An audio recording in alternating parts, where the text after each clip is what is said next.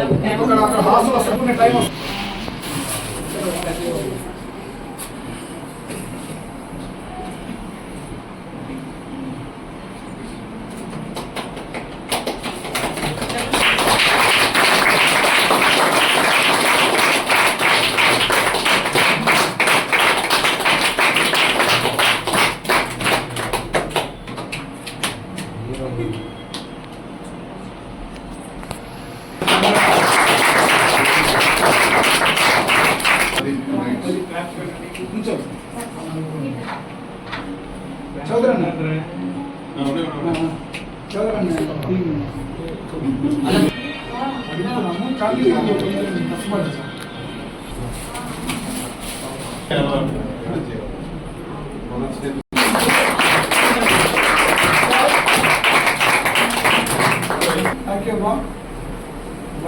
సూర్య charitable trust మన ఆధ్వర్యంలో దాదాపు నాకు టౌన్లో మంచి నేమ్ తీసుకొచ్చినటువంటి ట్రస్ట్. నేను చేసింది ఏం లేదు.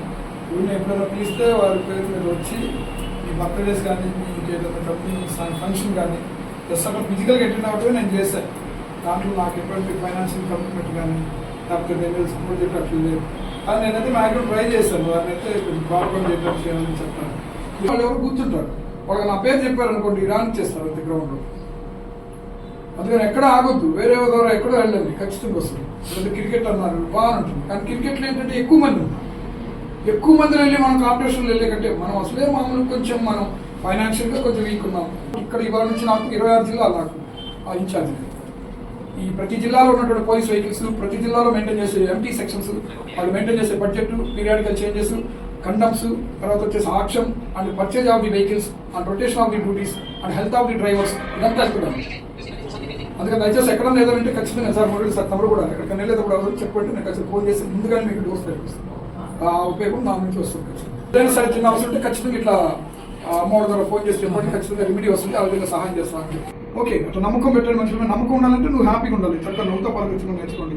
ఎవరైనా కలపడంగా నమస్కారం పెట్టాలని నేర్చుకోండి. వాళ్ళకి వచ్చాడు రంగాలు ఇలా నమస్కారం నా ఎట్లా ఉన్నాను. ఓకేనా?